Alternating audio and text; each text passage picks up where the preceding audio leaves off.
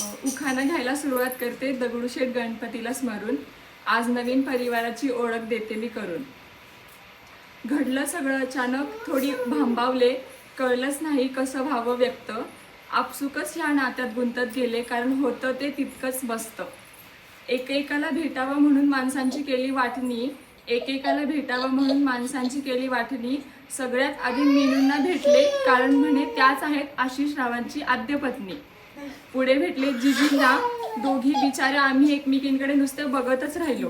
भीती वाटली जाम, पटकन पाया पडले आणि पुसत राहिले कपाळावरचा घाम. मित्रांपासून आत्या मामा काका काकू मामा काकी मावशी पर्यंत सगळेच आहेत एकदम भन्नाट. आंबट गोड तिखट चमचमीत जणू पाणीपुरी चाट. होकार देत आशिषला आपलंसं घर केलं सारं, आपलंसं घर केलं ताऱ्यांचं. आज प्रसंगी नाव घेते प्रेमळ माहेर आणि सासर दोन्हींचं.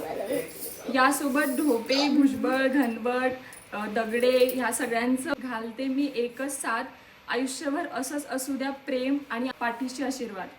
ढोपेंची सून म्हणून आले तरीही मुलीचं नातं असेलच कायमचं.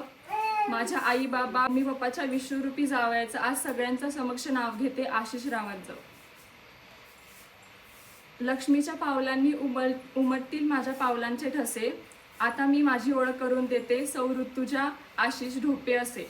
जमले आहेत सारे ढोपे घरांच्या दारात. आशिष रावांचं नाव घेते, सासूबाई येऊ का घरात.